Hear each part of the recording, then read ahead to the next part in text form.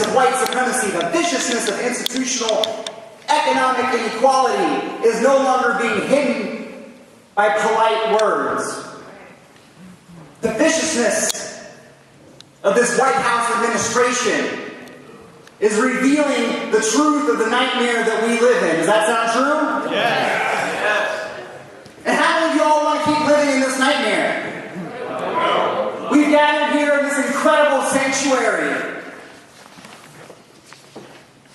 that is filled with ancestral power. You all feel the ancestral power in this space?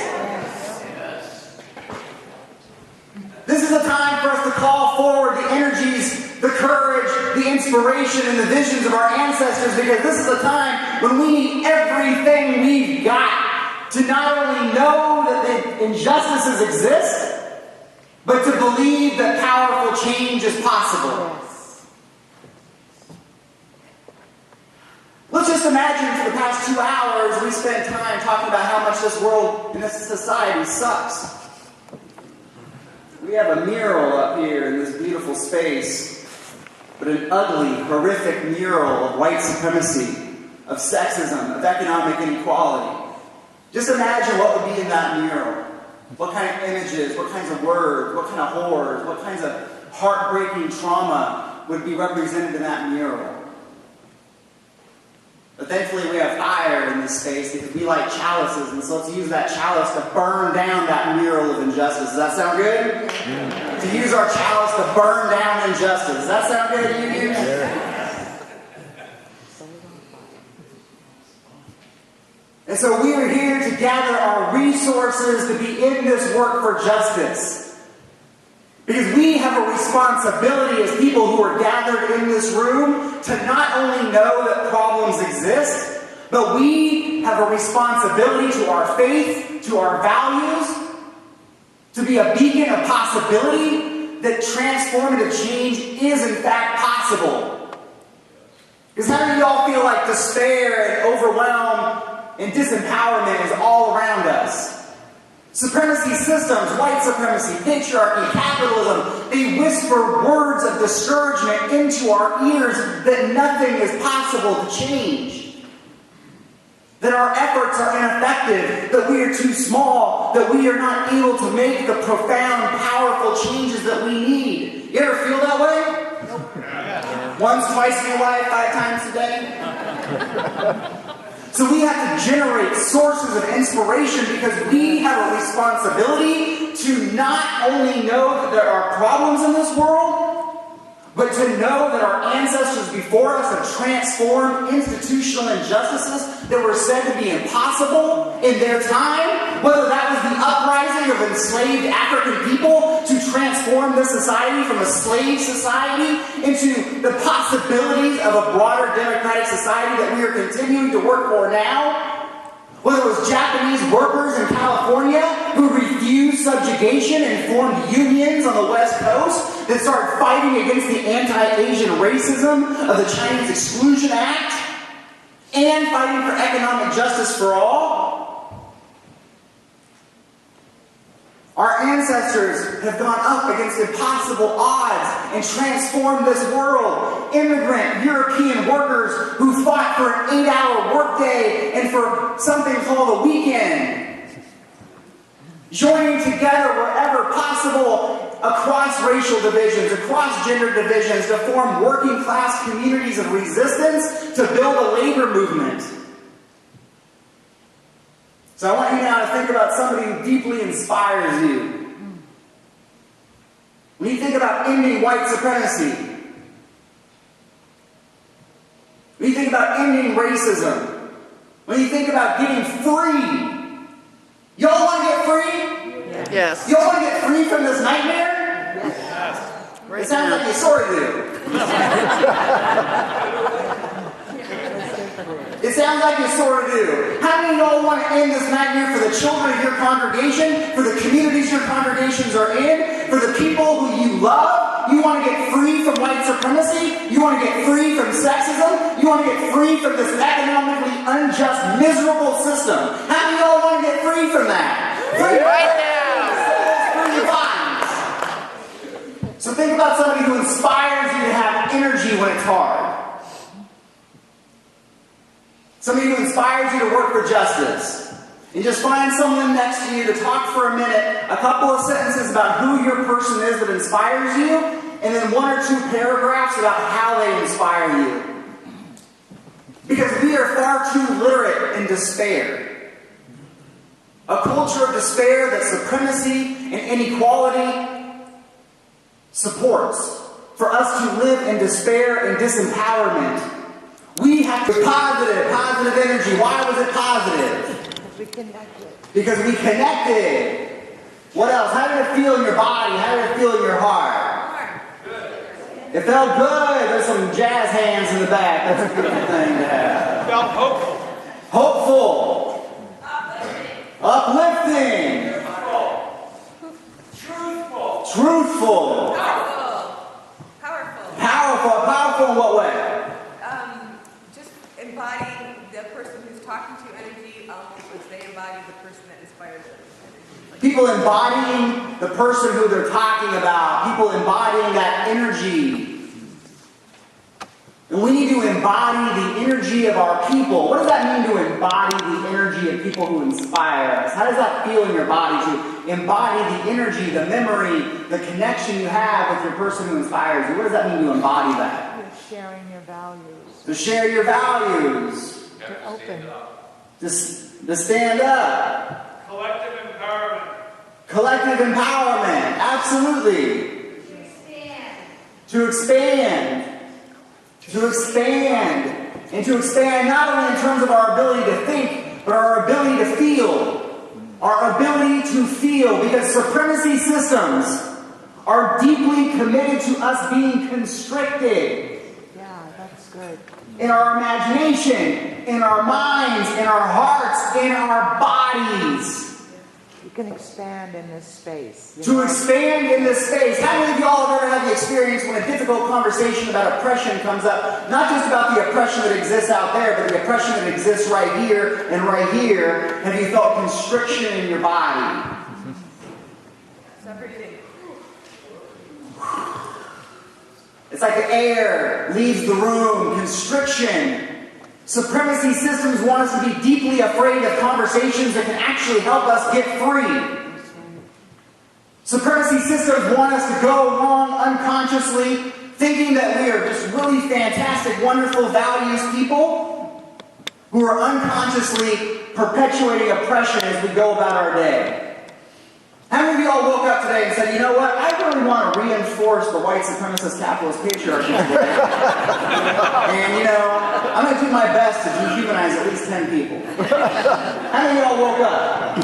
That was on your mind. No, your mind was on freedom, am I right? Yes. Your mind was on coming to this day because you want to build collective power for a progressive agenda, is that right? Yes. But nonetheless, our bodies constrict, our minds constrict in conversations about how does white supremacy show up in our congregations? How does white supremacy show up in our relationships with each other? How does injustice exist in our culture? Does that sound true? Because those conversations are hard. And it's part of the work. How many of y'all have studied the good works of Harry Potter? So in Harry Potter, we learned that yes, there's Voldemort and this right-wing fascist army of Death Eaters who are trying to impose a biological supremacy system of different kinds of magical blood, which could just be the beautiful diversity of the wizarding in which world, but instead gets turned into biological differences, the organized structural inequality of pure blood, mixed blood, so on and so forth. Sound familiar? Biological diversity that could be celebrated as the beauty of humanity gets turned into biological differences that organize structural inequality in the system. But thankfully, we learned that injustice isn't just out there, but Voldemort, I'm not going to give too much away here, but it gets in here too. And so we have to know that because we have to transform our minds as we transform this society. Does that sound true? Yes. And that work is hard. I remember I found out I was racist, and I was like, oh my God. I was like, but I'm so committed to justice. And then I found out I was sexist. And I was like, but look at all these women authors on my bookshelf. How could I be sexist? And then I was like, okay, the best thing I can do for justice is stay in bed and not interact with people.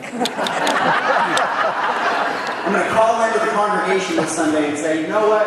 I'm not going to bring my white male privilege to church today, and that's going to be my contribution to creating a safe sanctuary. But we need to show up, we need to rise up, we need to transform our minds and our bodies and our hearts as we do this work to transform today legislation and policy at the State House. Does that sound true? Yes. So let's bring in some of our inspiration. How have our people inspired us? Because we need inspiration to march into the Capitol. We need inspiration to engage with our hearts in difficult conversations about transforming oppression in the cultures and congregations in which we live. Does that sound true? Yeah. So how have our people inspired us? Let's just bring in a sentence or two about your person. How have our people inspired us? Persistence. Never gives up. Persistence. Persistence. Knowledge is power. Knowledge is power. Grace. Willing to speak out under difficult circumstances. Willingness to speak out in difficult circumstances. Teamwork. Teamwork. Teamwork makes the dream work. Going against the prevailing values. Going against the prevailing values, and the prevailing values being shaped by structural inequality and supremacy systems. Words and actions in alignment. Aligning our words and our actions. Courage. Not giving up. Not giving up and courage. What helps give you courage? Think about you right now. What helps give you courage? Action. Action. Participating in collective action in particular. Love. Friends. Love and friends and action. Seeing beyond what is. Seeing beyond what is to what we want. Being able to see the injustices of today, but know that we are building the justice that we want. And so when I think about somebody who inspires me, I think about my mom. So how many of you all have heard this thing that white people are really uncomfortable talking about race? How many of y'all, you use a color, have experienced the difficulty of white you-yous talking about race? How many of you white you-yous have been quite difficult talking about race? So white people, especially good white people, especially good New England progressive white people, it's really awkward to talk about race. Oh my gosh, what if you get called a racist? So I grew up in a family where there was white people who loved to talk about race. Who talked about race all the time. And they were racist. So often in white communities, the white people who talk about race all the time are racist. My uncles, my grandfather, making everything about how black women on welfare are the cause of every problem. How undocumented immigrants are the cause of every problem. Does that sound familiar? And then the white people that are really wanting to be committed to anti-racism, particularly white UUs, and white folks who are progressive and want to end white supremacy, are really awkward, uncomfortable, unsure of themselves, confused, nervous. That's why I love awkward white people for justice.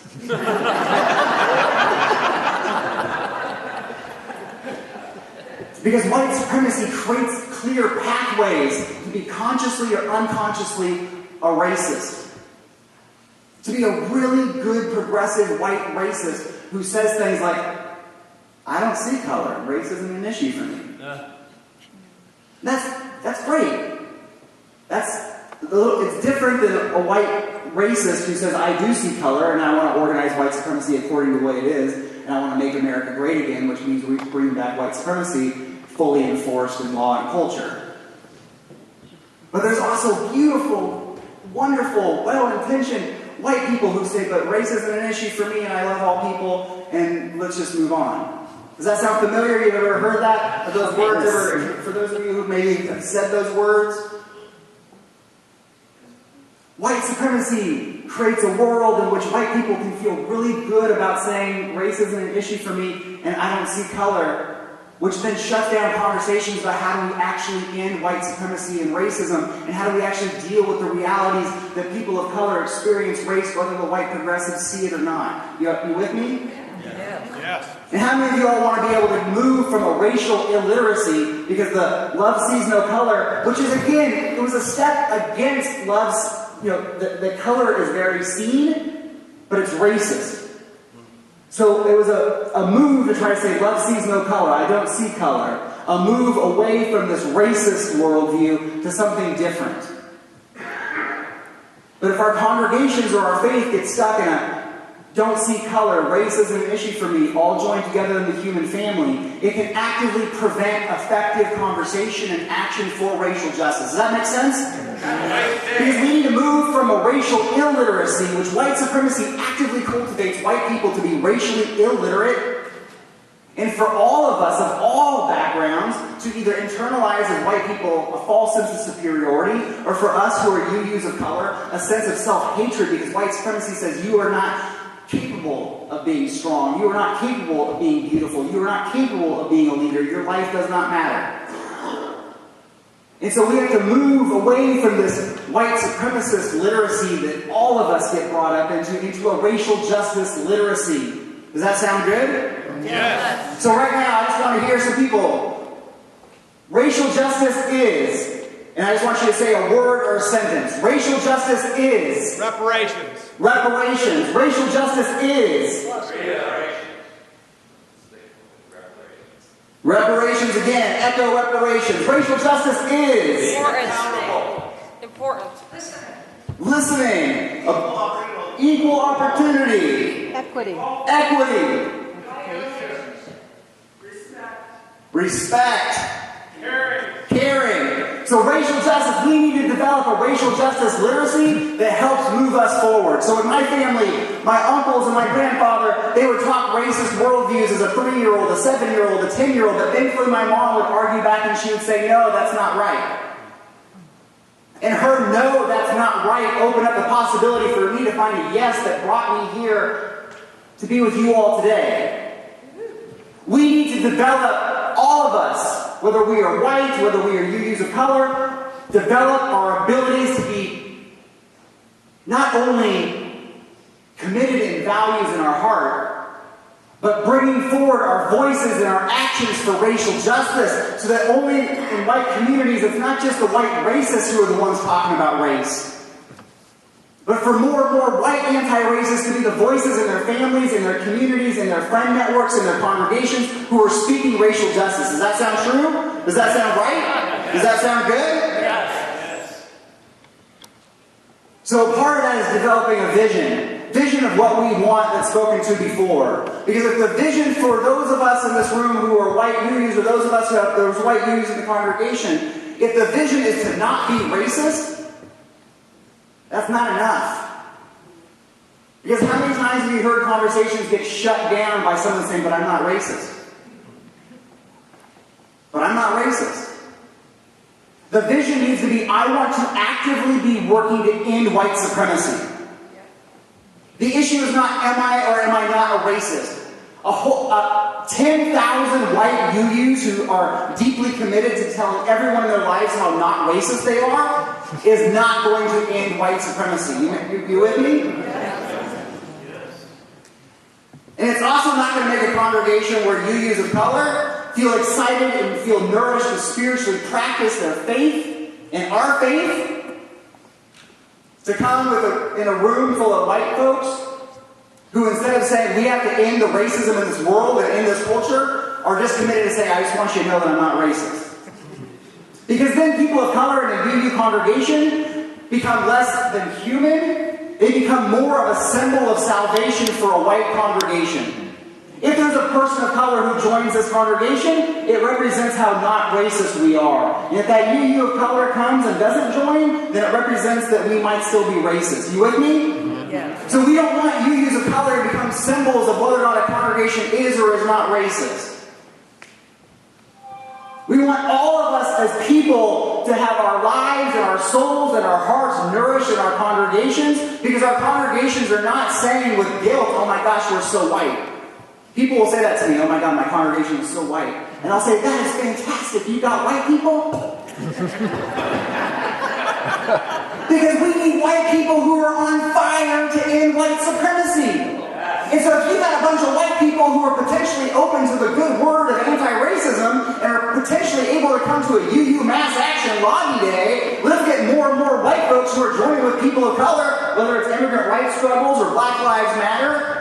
Let's get more and more white people in all different communities to join with communities of color, of all different kinds of communities of color, to end this nightmare of white supremacy and build up multiracial democracy. Does that sound good? Sing it, brother. Oh my gosh, we got white people. It's, oh my gosh, how do we get our hearts on fire for justice? How do we get our hearts on fire for ending white supremacy? But I understand the guilt and shame. It's part of the journey.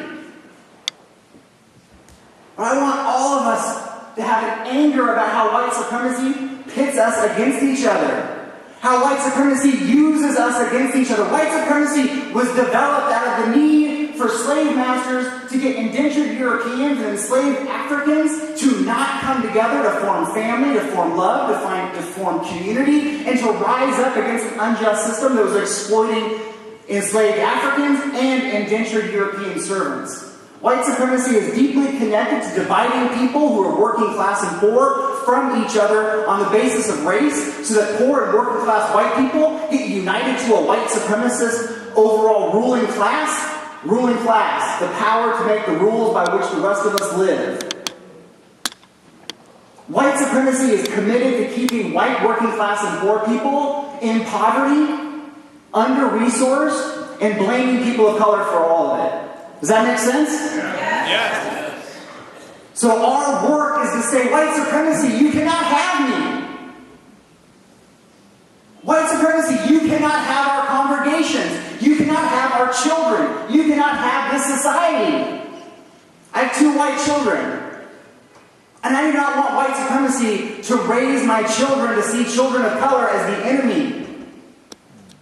Either enemies to be controlled and imprisoned, or INS, or condescending, non-human, just sort of symbols of a different kind of culture, not fully alive, not fully authentic, not fully human. But the other thing around our vision is, again, being able to believe that change is in fact possible. That change is in fact possible. So right now, I want you to think about a moment in your life when you've experienced some kind of change.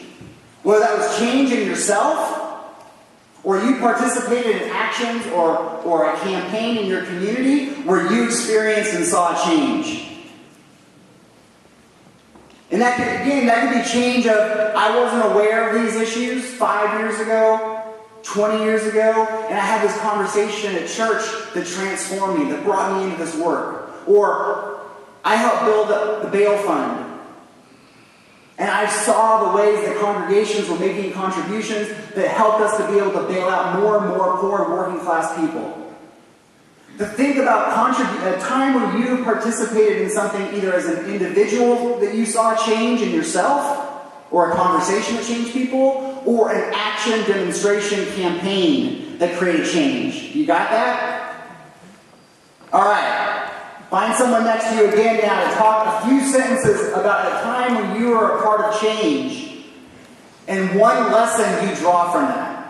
A time when you experienced change, again, on an individual level or in a community level. A time that you experienced change and one lesson you draw from that. And feel free to talk about it. White supremacy creates white fragility. We in this room have a responsibility to not just see white fragility in those of us who are white or the white people in congregations that we are a part of. We in this room have a responsibility to think of ourselves as organizers. As organizers and leaders who are actively creating opportunities and experiences by which people can connect to a deeper sense of purpose and power, work through the ways that fragility for white people, the ways that fragility for men around feminism. You with me? Fragility for men around feminism? Because supremacy systems cultivate that fragility. So we have to actively see ourselves as not just being able to see, oh, that person's fragility is getting in the way. That's fine. That's a diagnosis of a symptom. We have to actively figure out ways to nourish our people to believe and feel and experience a commitment to justice that brings them into the uncomfortable conversations and the uncomfortable work of disrupting inequality in our congregations, in our lives, so that we can come together and be powerful together on UU Mass Action Day. Does that sound good? Yes. And every day. And every day. And every day. That's why she's the director of UU Mass Action. Because we need leaders, we need organizers, we need people who cultivate this work and help us to think that this is the work that we do every day as who we are, as people of faith, as Unitarian Universalists, as people with hearts on fire for justice. Does that sound true? Yes. And not know what to do when conversations about race or racism is happening in our communities or in our congregation. So we need to breathe into that expansiveness. We need to create possibility. We need to create our power to be able to engage. And so I need 5 volunteers to come on up here and share from your heart a sentence or two on, I want to end white supremacy because. I want to end white supremacy because. I need 5 people. If you can make eyes, if you got a hand, come on up to the front. Come on up to the front. Let's give love to our people as they come up. So we got 1, 4 more. 4 more. Okay, we got 2, we got 3, we got 4, we got 5, we got... All right, come on. We got 5. Let's give love to our 5. If you don't feel like you missed your opportunity to come up, don't you worry, because there's a couple more questions that are going to be coming, and there's going to be some more folks coming on up. So let's get ready for this. I want to end white supremacy because it makes our community smaller to have white supremacy. If we are not all equal and together, we're missing part of our whole. let's give love.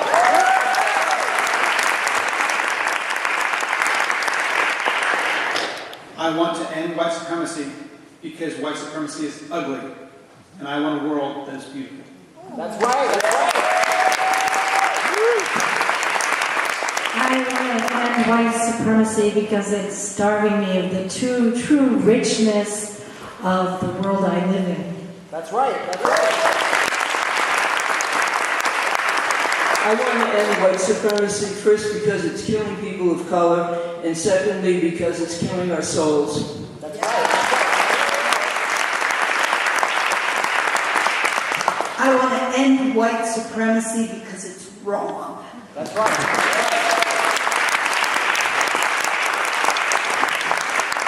We're going to get 5 more people up here, and some of those 5, I would really encourage people who identify as male to come forward, because the next one is I want to end patriarchy because. I want to end patriarchy because. 5 to rise. 5 to rise. We got 1 coming up from the back. We need 4 more. We got 2.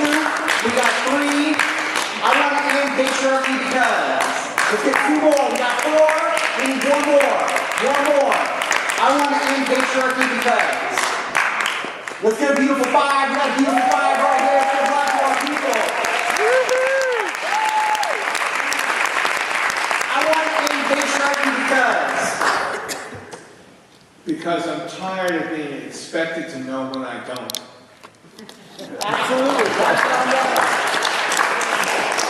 I want to end white patriarchy because we need to change, and it's a good way to change is get somebody else who has never been in charge, but who has had to organize many, many things and make the world work. That's right. That's right. I want to end patriarchy because the 3 most important people in my life is my mother, my wife, and my daughter. I want to end patriarchy because I believe fundamentally that women are leaders and need an opportunity to lead. That's right. Patriarchy, because the men have made a mess of it, and I think the women can do a much better job. There's a lot of that. It's far too long.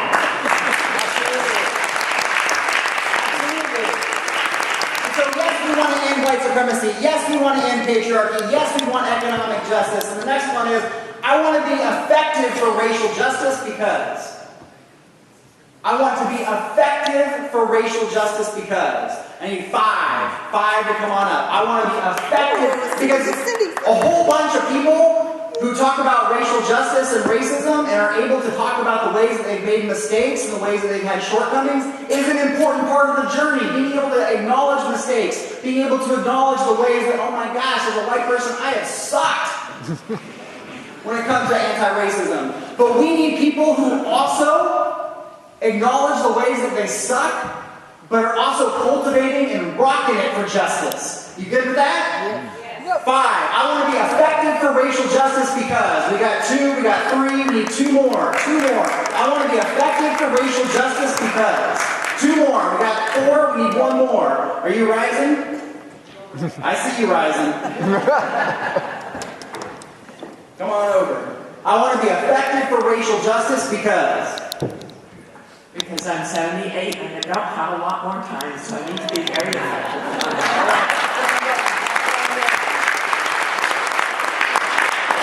I want to be effective in racial justice because it's my legacy.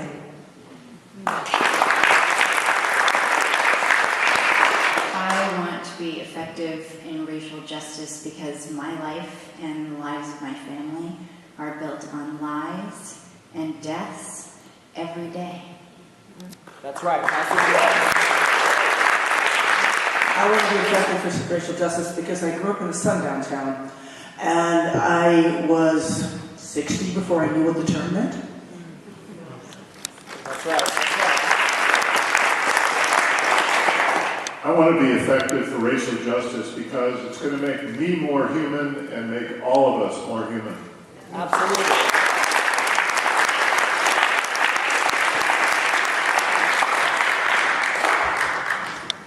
Our final one, we can get 6 for this one. Let's get 6 for this one.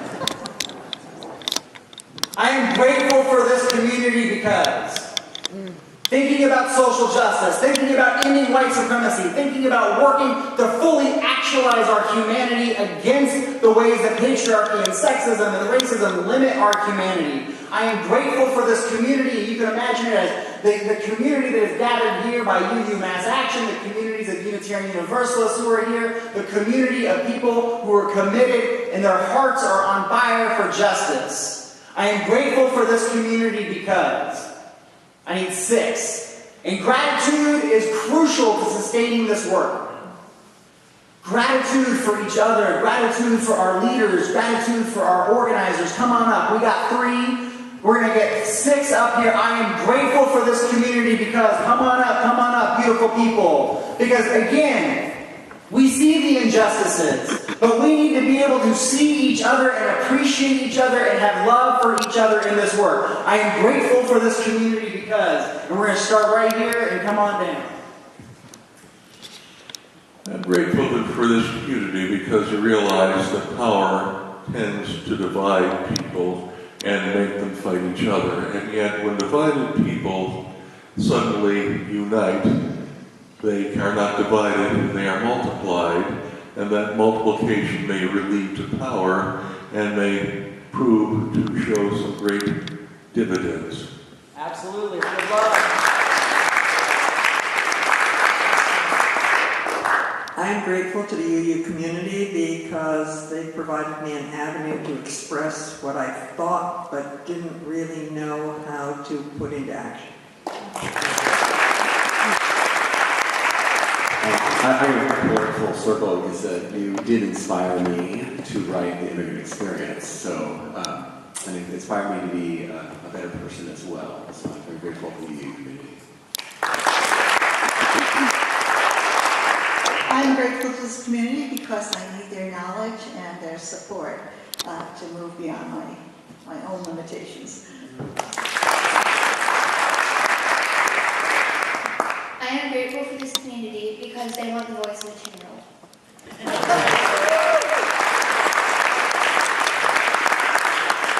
I am grateful for this community because it shows me it's possible and it shows me how to make a difference.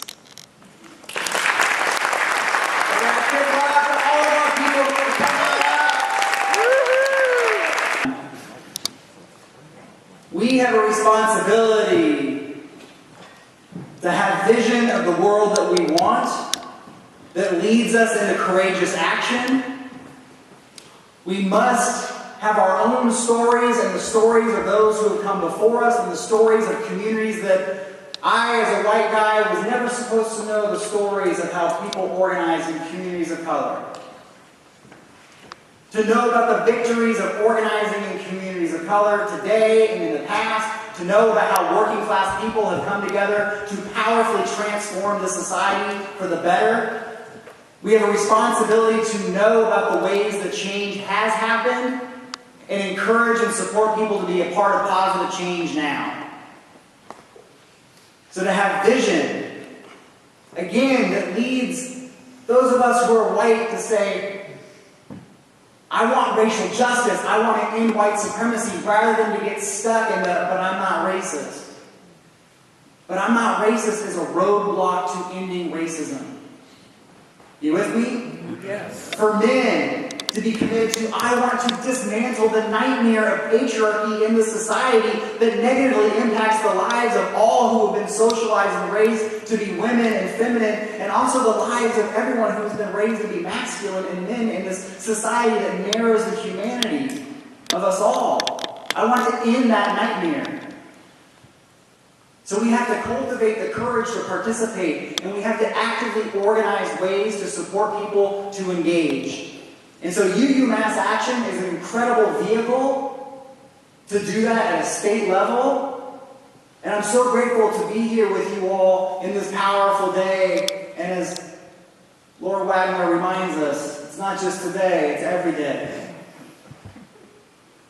And so remember the people who say, I don't know what to do.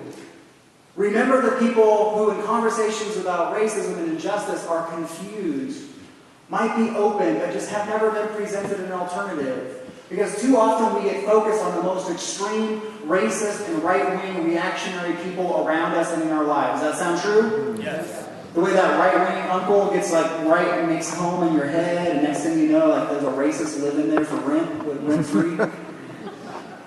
We need to always remember the people all around us who would want to be involved but don't know how. Who would want to be involved but feel deeply discouraged, not because of their own limitations, but because supremacy systems have discouraged them. And we need to be able to develop our ability to speak poetically and lovingly to the beauty of disruption for justice and how it builds beloved community. Does that sound good? Y'all want to build beloved community through disruption for justice? Thank you all so much for being here, and thank you so much for building power in our congregations and in our communities. No way, closing your eyes or in whatever way helps you to feel connected. Let us give thanks to the ancestors who have come before us. For those who believed and worked for impossible dreams of freedom. For those who were told that what they were doing was meaningless. For what they fought for, being told that it would never happen. For our ancestors who built organizations, campaigns, congregations, beloved communities in existence. For our ancestors who have dreamed and organized for victories that are all around us in our everyday life, whether it's the weekend, whether it's human dignity rights that have been won, and even as we know that there is pushback against those victories, and those victories are being undermined at every turn, let us nonetheless feel the power and the courage and the energy of our ancestors who have come before us. And let us also feel connected to our power to make positive change that the coming generations will live in. And even though the gates of Mordor have been opened, and hate and evil are on the rise and being encouraged, we not only say, you shall not pass, but we say we are committed to justice and building a different kind of power.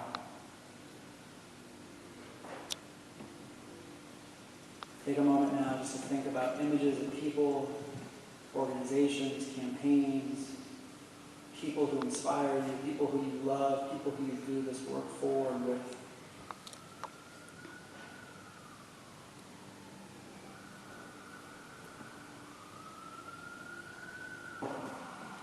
To take moments just to see each other, to look at each other, to acknowledge each other, to say, I see you, I believe in you, I need you. And we come back together into this space and we say, let us be effective, let us be powerful, let us get free. Because we need to get free.